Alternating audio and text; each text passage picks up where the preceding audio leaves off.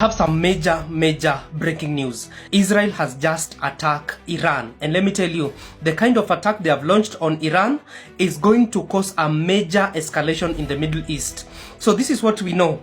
Israel attacked Iranian nuclear facilities, claiming that Iran was just days to manufacture 15 nuclear weapons, and they are saying that these are just preemptive, precise attacks to ensure that the nuclear threat does not affect Israel. Israel has unalived their top nuclear physicist and their top military commander in these strikes. And let me tell you, Iran is very angry. For years, the Iranian regime has called for the destruction of the state of Israel, planning and advancing concrete military plans to do so. Over the past few months, intelligence has shown that Iran is closer than ever to obtaining a nuclear weapon. This morning, the IDF began preemptive and precise strikes targeting the Iranian nuclear program in order to prevent the Iranian regime's ability to build a nuclear bomb in the immediate time frame. We have no choice. We are operating against an imminent and existential threat. We cannot allow the Iranian regime to obtain a nuclear weapon that would be a danger to Israel and the entire world. This operation is for our right to exist here, for our future and for our children's future. The State of Israel has the right and the obligation to operate in order to protect its people and will continue to do so.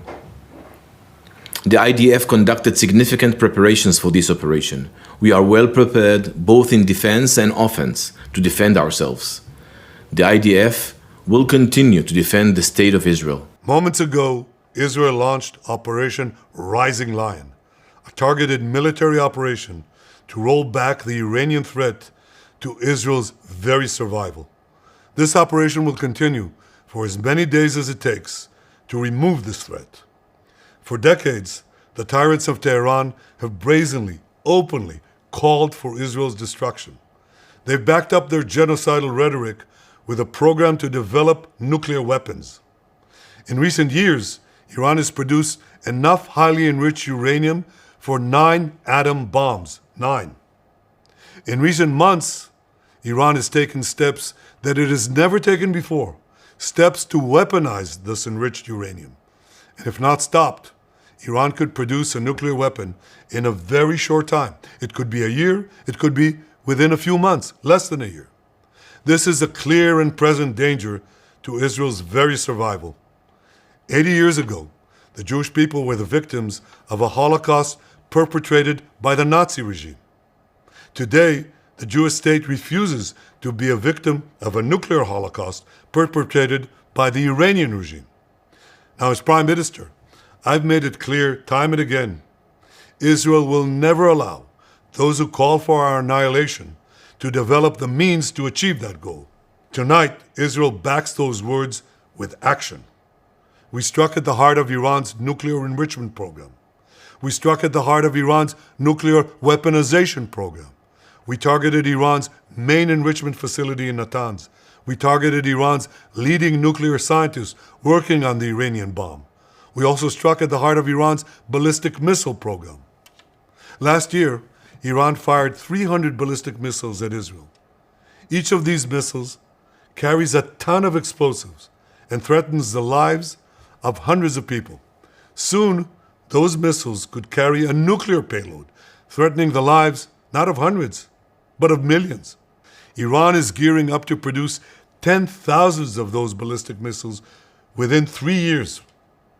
Now just imagine 10,000 tons of TNT landing on a country the size of New Jersey. This is an intolerable threat. It too must be stopped. Iran is now working on what it calls the new plan to destroy Israel. You see, the old plan failed. Iran and its proxies tried to encircle Israel with a ring of fire and to attack us with the horrible attack of October 7th. But the people of Israel, the soldiers of Israel, rose like lions to defend our country. We crushed Hamas, we devastated Hezbollah, we hit Iranian proxies in Syria and Yemen. And when Iran directly attacked us twice last year, we struck back inside Iran itself. Yet in defending ourselves, we also defend others. We defend our Arab neighbors. They too have suffered from Iran's campaign of chaos and carnage. Our actions against Iran's proxy Hezbollah led to the establishment of a new government in Lebanon and the collapse of Assad's murderous regime in Syria. The peoples of those two countries now have a chance for a different future, a better future. So too do the brave people of Iran, and I have a message for them. Our fight is not with you. Our fight is with the brutal dictatorship that has oppressed you for 46 years. I believe that the day of your liberation is near. And when that happens, the great friendship between our two ancient peoples will flourish once again. I want to assure the civilized world, we will not let the world's most dangerous regime get the world's most dangerous weapons. And Iran plans to give those weapons, nuclear weapons, to its terrorist proxies. That would make the nightmare of nuclear terrorism all too real. The increasing range of Iran's ballistic missiles would bring that nuclear nightmare to the cities of Europe and eventually to America. Remember, Iran calls Israel the small Satan. It calls America the great Satan. And this is why for decades, it's led millions in the chants of death to Israel and death to America. Today, Israel is responding to those genocidal calls with action and with a call of our own. Long live Israel and long live America. Our action will help make the world a much safer place.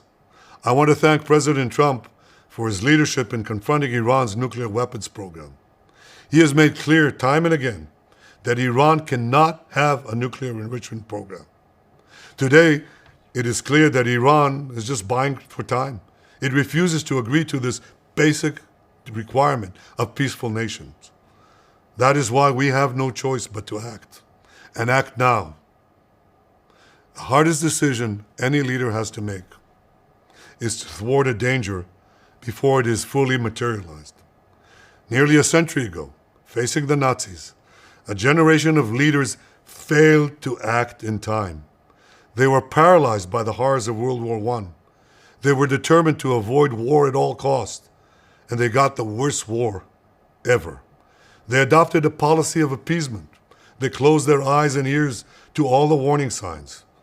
That failure to act resulted in World War II, the deadliest war in history.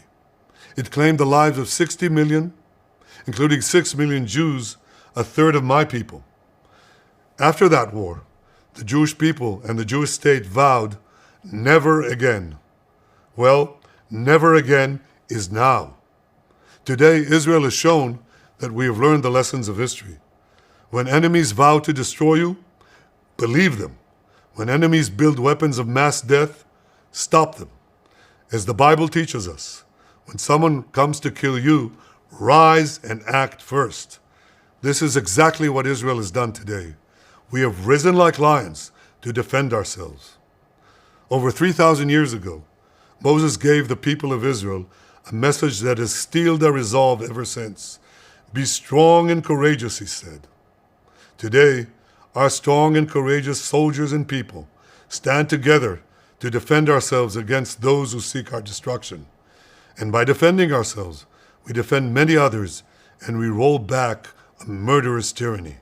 Generations from now, history will record that our generation stood its ground, acted in time, and secured our common future. May God bless Israel. May God bless the forces of civilization everywhere. Thank you.